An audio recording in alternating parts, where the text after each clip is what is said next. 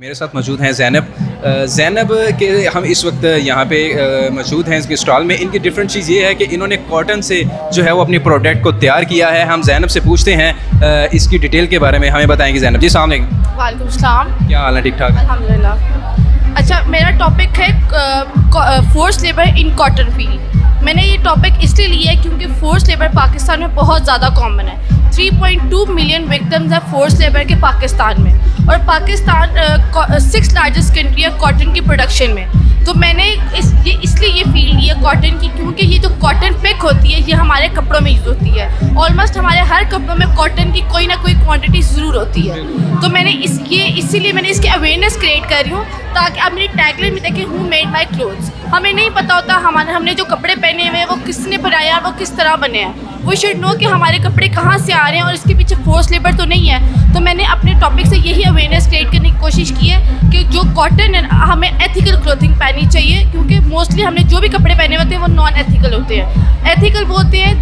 जो आपने एक एथिकल तरीके से कपड़े बने हो, जिसमें फोर्स लेबर ना हो, जिसमें उनको प्रॉपर सैलरीज मिली हो, तो एथिकल क्लोथिंग वो होती है। तो मैंने फास्ट फैशन और force labour in cotton fields को प्रेजेंट किया है। और मैंने अपने टॉपिक को इस तरह प्रेजेंट किया है कि कॉटन बज़ाहिर एक सॉफ्ट चीज़ होती है, बट जब उसके ऊपर फोर्स लेबर आ जाती है वो एक हैवी, एक बर्डन हो जाता है। तो मैंने अपने ड्रेसेस में बर्डन, हैवीनेस को शो करवाया। तो मैं इसकी एक अवेयरनेस क्रिएट करी हूँ, ताकि हमें हमारी यंग यूथ को पता चले कि हमने कपड़े जब खरीदने हैं तो हमें पता हो कि वो किस तरह बने हैं, वो कहाँ से आए हैं।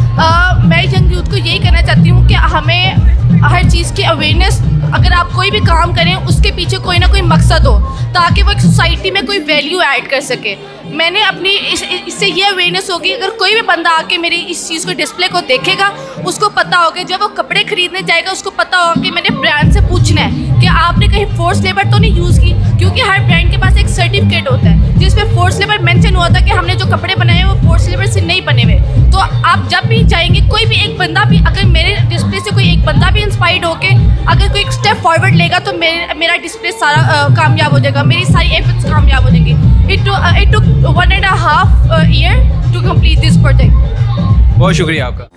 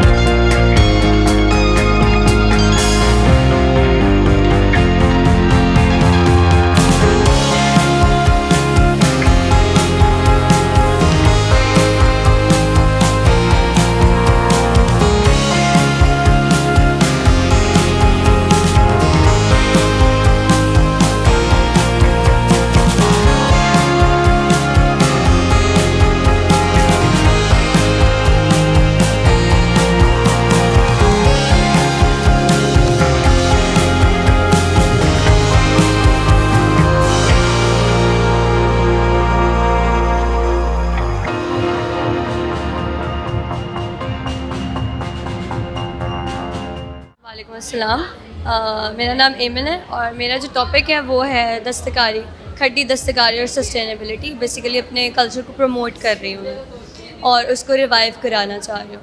हमारे गखर वाली साइड है, वहाँ पे बहुत ज़्यादा काम होता था, लेकिन वो आहिस्ता आहिस्ता जो है वो ख़त्म होने लग गया। ठीक है, बहुत कम हो गया है वो चीज़, क्योंकि उसकी जगह पावर लूम्स आ गई हैं। नो डाउट जो पावर लूम्स हैं वो थोड़े टाइम में आपको बहुत ज़्यादा प्रोडक्ट्स बना के देती हैं, लेकिन वो पोल्यूशन भी क्रिएट करती हैं क्योंकि उसमें फ्यूल कंजम्पशन ज़्यादा है। और दूसरी ये बात कि उसी चीज़ को उससे इंस्पिरेशन मुझे कहाँ से आई है, हम लोगों ने टेक्सटाइल डिज़ाइन का एक सब्जेक्ट हम लोगों को ऑफर हुआ था, वो पढ़ा था, उसमें हमने खड्डी का काम किया था, तो उसको माइंड में रखते हुए मैंने ये चीज़ बनाई थी। ठीक है, आप देख सकते हैं इसको, ये पूरी एक चीज़ बनाई गई है। इसमें थ्रेड यूज़ हुआ है, शनील का और वूल का थ्रेड। ठीक है, लेकिन हमने अब उसमें कुछ ना कुछ सस्टेनेबल मटेरियल लेकर आना था, ओवर प्रोडक्शन को कम करना था। मेरी टेक्निक्स हैं अपसाइक्लिंग की, तो मैंने अब जो आप पीछे गारमेंट्स देख सकते हैं, ये वाले जो गारमेंट्स हैं, इनकी जो पूरा एक फैब्रिक क्रिएशन है ना, वो इस तरह आई हुई है कि जो कॉटन का स्क्रैप मटेरियल है उसको यूज़ करते हुए एक गारमेंट पूरा वीव किया गया पहले, और फिर उससे गारमेंट्स क्रिएट किए गए जी।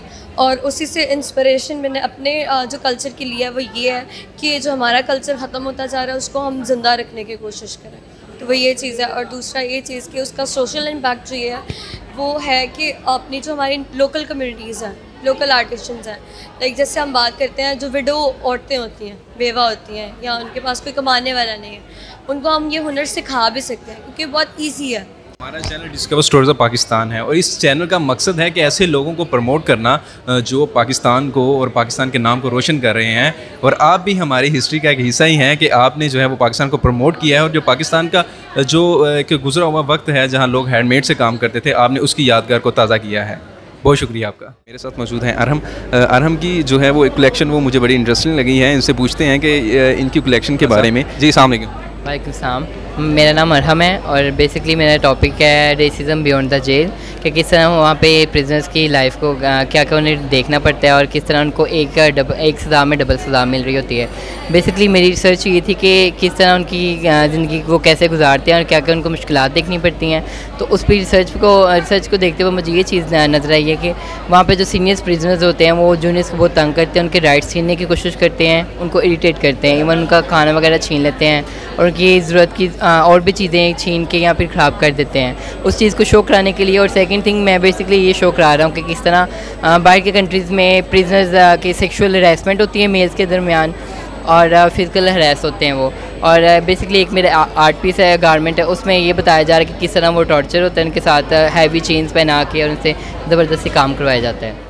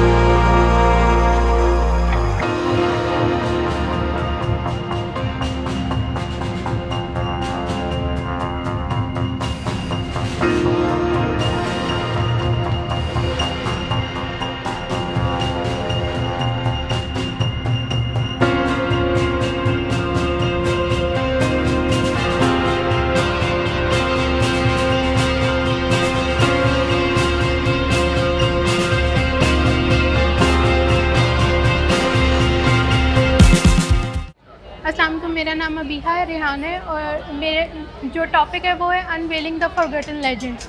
बेसिकली मैंने अपनी इंस्पिरेशन में फातिमा जना को लिया है और मैंने ये पोर्ट्रे करने की कोशिश की है कि हमारी बुक्स में मुतालिया पाकिस्तान अगर हम देखें तो 9th में 10th में और 2nd ईयर में हम पढ़ते हैं और वहाँ उसमें जिस तरह से मेल लेजेंड्स को पोर्ट्रे किया गया है, फीमेल लेजेंड्स का कहीं पे भी कोई भी उस तरह से नाम नहीं आता है। और मैंने ये पोर्ट्रे करने की कोशिश की है कि फातिमा जना का जो उनकी लाइफ का था पूरा टेन्योर, उसमें उन्होंने कितने काम किए और किस तरह से कौन कौन से एरा में उन्होंने किस तरह काम किया। जो मेरे ये गारमेंट है वो पोर्ट्रे कर रहे कि उनका 1929 में जब वो एज डेंटल सर्जन काम कर रही थी उसको, और उसके बाद ये मेरा गारमेंट जो है शलवार कमीज़ ये 1947 में जब वो पार्टीशन के लिए काम कर रही थी उसको पोर्ट्रे कर रहा है। और जो मेरा ये 3rd गारमेंट है ये पोर्ट्रे कर रहा है 1965 में प्रेसिडेंशियल इलेक्शन के लिए जब वो खड़ी हुई थी। और जो मेरा 4th गारमेंट है वो ये पोर्ट्रे कर रहा है कि इन तीनों का फ्यूजन है और दूसरा उनका मॉडर्निज़म जो उसको शो करने की मैंने कोशिश की है उसके थ्रू। ये मेरे बोर्ड्स हैं जिसमें मतलब मूड मैंने क्रिएट जो किया है उसको पोर्ट्रे करने की कोशिश की है।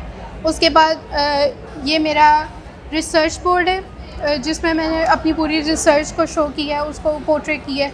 और उसके बाद ये मेरा कॉन्सेप्ट बोर्ड है कि मैं अपनी कॉन्सेप्ट को शो करना चाह रही हूँ कि मैं हमारी बुक्स से जो हम लोगों को जिस तरह से मेल लेजेंड्स को किया जाता है उस तरह से फ़ीमेल लेजेंड्स को नहीं बताया गया हमारी बुक्स में, उसको पोर्ट्रे करने की कोशिश की है। उसके बाद ये मेरा इंस्पिरेशन बोर्ड है जिसमें मैंने इसके लिए डिफरेंट स्टोरीज़ देखी, जैसे कि हमारा 1998 में शो स्टार्ट हुआ था पीटीवी पे जना से कायद, उसको मैंने देखा। उसके अलावा जो है मैंने डिफरेंट मोनूमेंट विज़िट किया और मैंने डिफरेंट आर्टिकल्स पढ़े हैं इसके लिए। उसके बाद ये मेरा फैब्रिक बोर्ड है जिसमें मैंने बताया कि मैंने सिल्क को यूज़ किया है एज़ माई मेन एलिमेंट। उसके बाद जो मेरा गरारे का दुपट्टा है उसको मैंने ऑर्गेन्जा का शो किया है, और जो मेरा शलवार कमीज़ का दुपट्टा है उसको मैंने सेटन सिल्क का शो किया। और उसके बाद मेरा जो ये कोट है उसको मैंने वूल का शो किया। उसके बाद ये मेरा प्रोसेस बोर्ड है कि किस तरह से सारा कुछ स्टार्ट किया और रिसर्च से लेके एंड प्रोडक्ट तक। उसके बाद फ़ोटोशूट मैंने किया और उसको मैंने दिखाया। अस्सलाम वालेकुम, my name is Umais Naeem and my topic is parental issue. जो मेरा हाईलाइट टॉपिक है वो ये है कि नेगेटिव पेरेंटिंग। मैं इसमें मैं नेगेटिव पेरेंटिंग को हाईलाइट कर रही हूँ क्योंकि आजकल जो उनकी पेरेंट्स की और चिल्ड्रन की जो बॉन्डिंग है बहुत ज़्यादा वीक हो चुकी है। एज ए चाइल्ड उनकी जो बॉन्डिंग होती है और टीनेज में उनकी जो बॉन्डिंग होती है उसमें कम्युनिकेशन डिस्टेंस की वजह से बहुत ज़्यादा प्रॉब्लम हो चुकी है। उसी की अवेयरनेस के लिए मेरे गार्डन्स से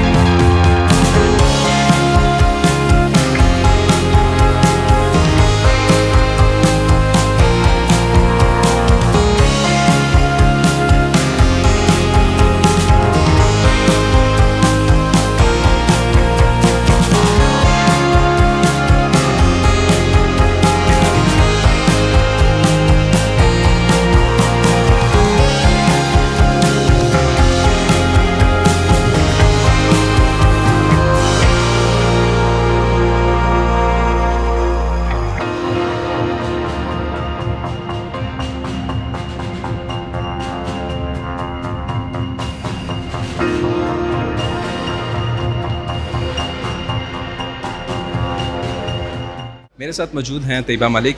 इनसे बात करते हैं, इनसे पूछते हैं इनका ये जो डिज़ाइन है उनके बारे में, ये हमें गाइड करेंगे। जी अस्सलाम वालेकुम। वालेकुम अस्सलाम। मेरा बेसिकली जितना भी थीसिस का काम है, मैं एक सोशल इशू का एड्रेस कर रही हूँ जो कि awareness on astrology.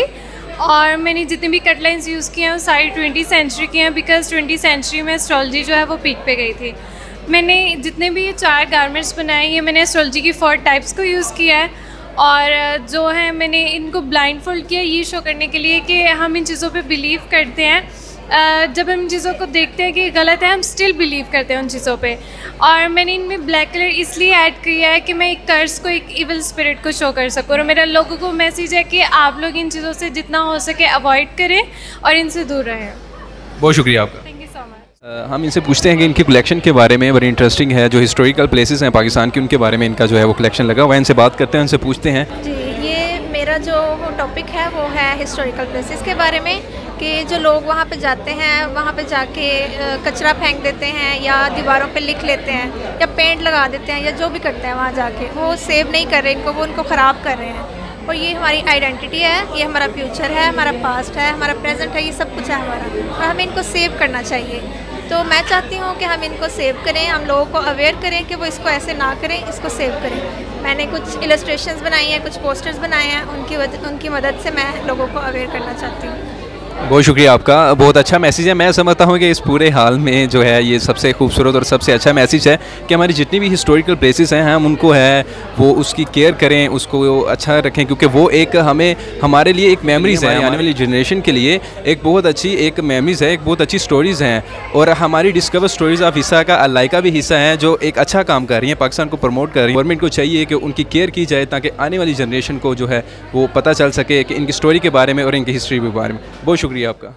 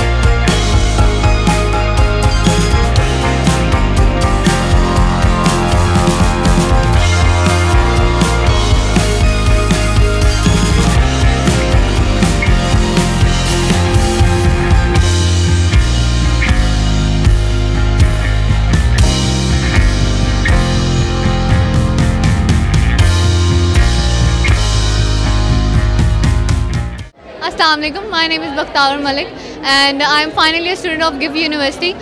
My collection is based upon patchwork and my problem solving is sustainable fashion. इसमें मैं जितने भी कपड़े यूज़ किए हैं वो सारे जो हम फेंक देते हैं वेस्ट हो जाते हैं, ये मैंने उन फैब्रिक से अपनी कलेक्शन बनाई है। बेसिकली मेरा जो थीम था वो पैचवर्क पे था। पैचवर्क बेसिकली पीसेस जोड़ के आप एक कलेक्शन बनाते हो।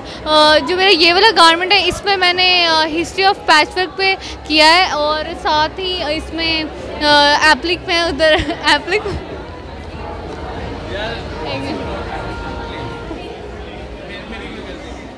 गुजरांवाला की बात हो और खाने पीने की बात ना हो, ये तो हो नहीं सकता है। सरदाई प्यार से बनाई।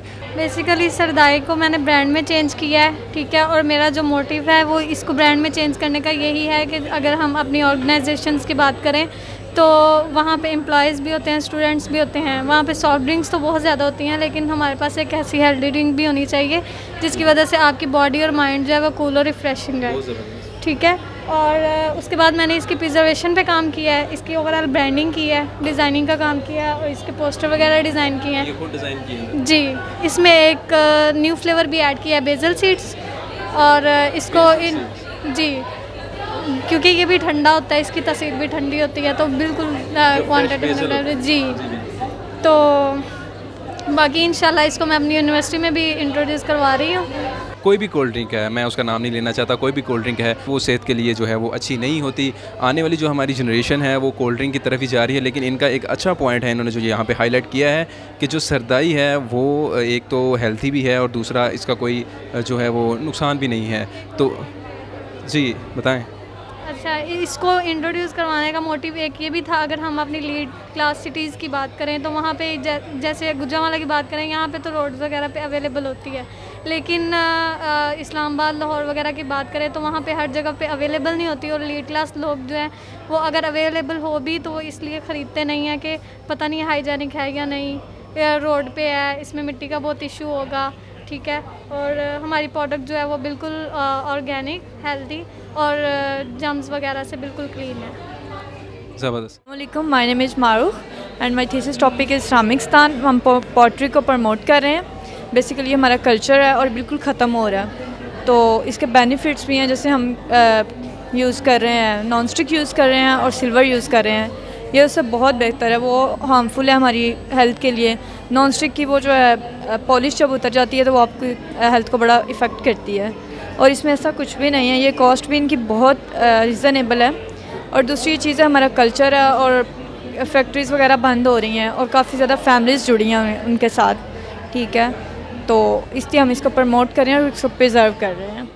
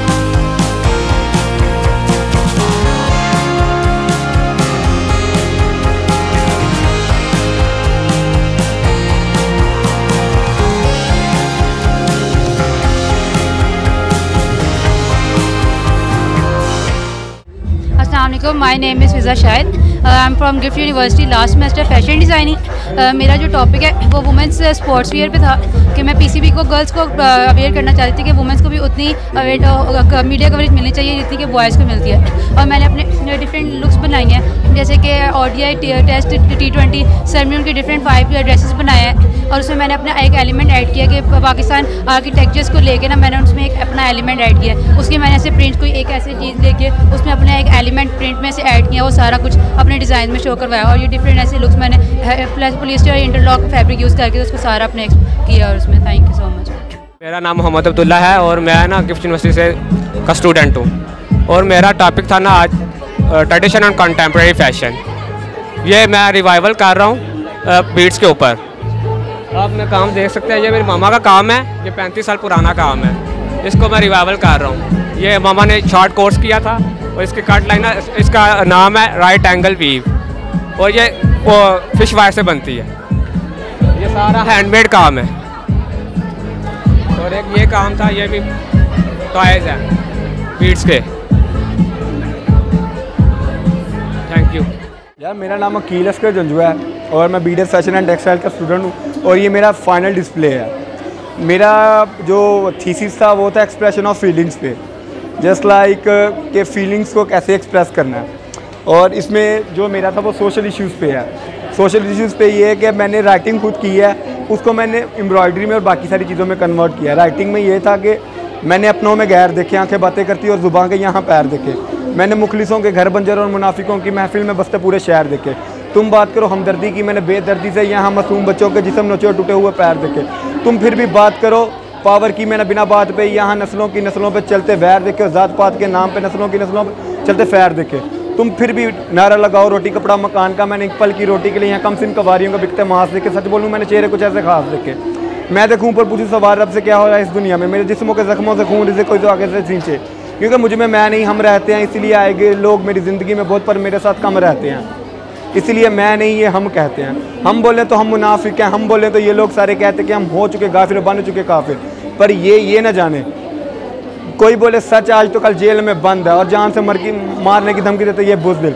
पर ये ना जाने कि सब कुछ रब के हाथ में। बचपन में एक बात सिखाई मुझे मेरे बाप ने कि जंगे अकेले लड़ी जाती कोई नहीं होता साथ में। इसलिए हार या जीतू कोई गम नहीं, जीता तो सब आएंगे साथ में, हारा तो इनका ये नाम के नाम से लिखा पड़ा जाऊंगा इतिहास में। यार बेसिकली ये लेपर्ड को रिप्रेजेंट कर रहा है। और उसके बाद ये मेरा था फर्स्ट नाइट पे, ये लेपर्ड पे था। लेपर्ड पे ये था कि लेपर्ड पे हम लोग डॉट्स देखते हैं, वो एक इंसान की जो ज़िंदगी होती है ना, उसमें वो सारी चीज़ें आती हैं, वो उनको फेस करता है और बाकी सारी चीज़ों को हम लोग साथ लेके चलते हैं।